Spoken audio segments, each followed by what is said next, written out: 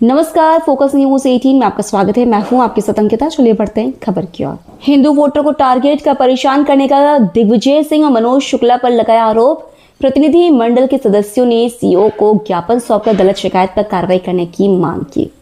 Returning officer और BLO की जांच में सही पाए गए थे। सभी वोटर्स दिग्विजय सिंह और मनोज शुक्ला द्वारा की गई शिकायत में दबाव बनाकर लगवाए थे एफिडेविट। प्रतिनिधि मंडल ने निर्वाचन अधिकारी को सौंपे रहवासी मतदाताओं के काउंटर एफिडेविट। रहवासी मतदाता पोखन लाल साहू और हमीर सिंह यादव ने निर्वाचन अधिकारी को सौंपे अपने काउंटर एफिडेविट। 7 मार्च को दिग्विजय सिंह और कांग्रेस नेता मनोज शुक्ला ने चुनाव आयोग से की थी शिकायत। प्रतिनिधि मंडल ने कहा कि दिग्विजय सिंह और मनोज शुक्ला हिंदू वोटरों को परेशान करने के लिए करते हैं झूठी शिकायत। दिग्विजय सिंह और मनोज शुक्ला ने नरेला की रतन कॉलोनी के एक घर में 30 सदस्य होने का किया था दावा।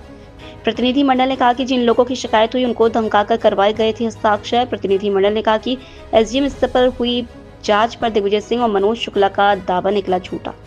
भोपाल से फोकस न्यूज 18 के लिए एमके मकरानी की रिपोर्ट। आज हम लोग चुनाव आयोग में, जो कि दिग्विजय सिंह मिस्टर बंटा ढार के नाम से जाने जाते हैं, उन्होंने एक गलत शिकायत 7 मार्च को की थी।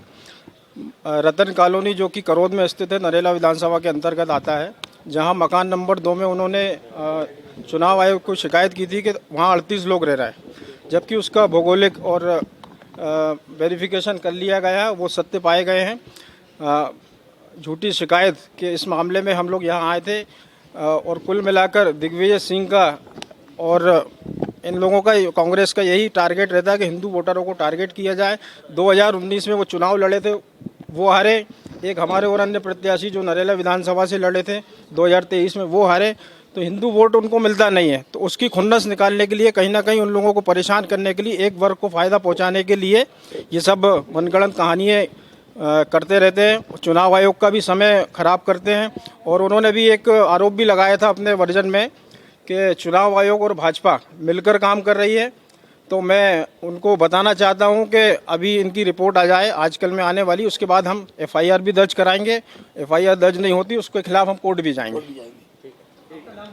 मैं नीरज पचौरी, मंडल अध्यक्ष हूँ, भारतीय जनता पार्टी स्वामी विवेकानंद मंडल से। मुख्य निर्वाचन पदाधिकारी महोदय से मिले थे, उनको पूरा बताया, और जिन लोगों के नाम से शिकायत की थी वो लोग भी आज थे। उनके शपथ पत्र बताए कि उनको धोखा दे के और जबरन अंधेरे में रख के धमका कर जो है उनके दस्तखत कराए गए थे। जबकि ये वेरिफिकेशन पाया गया कि उनके घर के अगर 6 वोटर हैं तो वो बराबर हैं, कोई का नाम कटा नहीं, कोई का नाम जुड़ा नहीं। पर वो जो कॉलोनी है, उस कॉलोनी में, पूरे कॉलोनी में 2 ही मकान नंबर है, इसलिए हर घर में लोग रह रहे हैं। ये एसडीएम की रिपोर्ट में आ गया है कि जितने नाम हैं, जितने मतदाता हैं, और चूँकि समस्त हिंदू मतदाता है, तो उनको नाम कटवाने के लिए उन्होंने ये यहाँ दुराशय चला था।